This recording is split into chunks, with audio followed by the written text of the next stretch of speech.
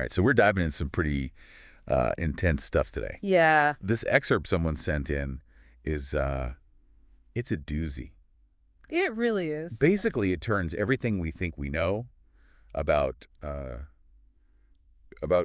relationships kind of upside down, like on its head. Yeah. So we're going to take a deep dive today into this whole idea of navigating friendships. Right.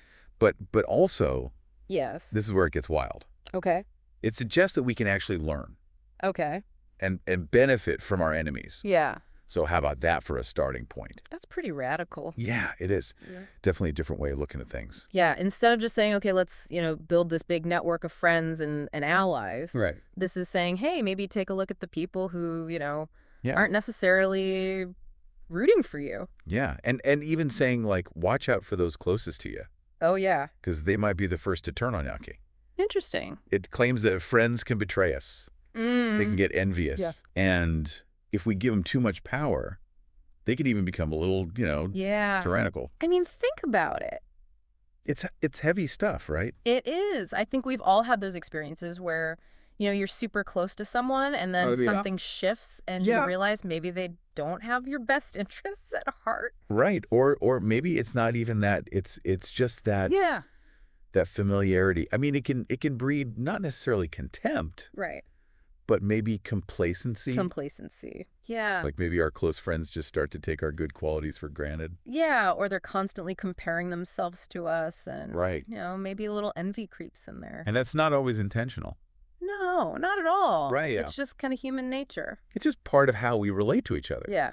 But so, okay, if we're supposed to be wary of our friends who we're supposed to trust, right? Exactly. So this excerpt gets even wilder, and it suggests hiring a former enemy, saying that they might be more loyal because they have more to prove. Interesting. What do you think about that?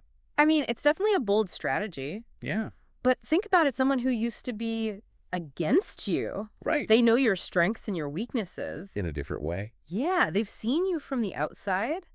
Right. So when they decide to join your side, it means something. It's a big deal. It's like, I don't know if you've ever heard of this, but like the Roman Empire, Oh, yeah. they used to integrate their former enemies into their legions. Interesting. And those soldiers were known for being some of the most loyal. Because they had something to prove. Exactly. They wanted to show that they were worthy. Yeah. Wow, that's fascinating. I have to admit, I've never really thought about it that way. Yeah, it's a new perspective for sure. So I gotta ask, have you ever experienced anything like that? Like where someone who was initially against you Yeah. ended up becoming a really strong ally? I can't say I've had a direct experience like that, but it does remind me of certain historical figures who were known for being very strategic about Oh, yeah. employing former rivals. Right. Who? Well, there's Give me an example. Lincoln, for example. Okay, yeah. He brought some of his fiercest opponents into his cabinet, Wow. recognizing that their different viewpoints would actually make his administration stronger. That's pretty incredible. And it's not easy. Yep. It takes a certain amount of trust Uh-huh. and a willingness to see past old conflicts. Right, and to believe that people can change. Exactly. So, okay, we've talked about the friends, we've talked about the enemies, but there's this one line in this excerpt that really jumped out at me. Okay. And it says, if you have no enemies, find a way to make them. Wow, that's Whoa, right? that's pretty intense. Talk about a controversial statement. Definitely provocative. I mean, what do we even do with that? Well, I think the first thing to remember is context. Okay. This isn't a literal call to go out and start antagonizing people. I don't think this excerpt is saying, go pick fights with your neighbors. Okay. But maybe it's more about challenging ourselves In what way? to examine our comfort zones. Okay. Are we surrounding ourselves only with people who agree with us? Ooh, that's a good question. Yeah. Are we avoiding tough conversations that could actually help us grow? Yeah. Maybe that's what this excerpt is getting at. So it's not about like actively creating enemies. Right. But more about, Seeking out different perspectives. okay, Even those that might make us uncomfortable. even the ones that challenge our deeply held beliefs. Exactly. Yeah. Because sometimes friction can be a source of growth.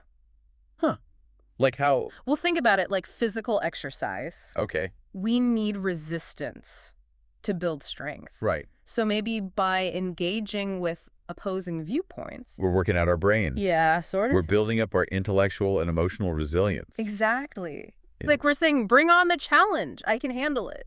I like that. It's a way of becoming more confident in our own beliefs. So this whole deep dive, this whole excerpt isn't about, endorsing negativity or conflict. No, not at all. It's about pushing ourselves to consider different points of view. Right. Even if we don't agree with them. And to use those challenging interactions to actually deepen our understanding of the world and of ourselves. Right, to really see things from multiple angles. Exactly. I think that's a really powerful idea. It is. So as you're thinking about all this, maybe ask yourself this question. Okay.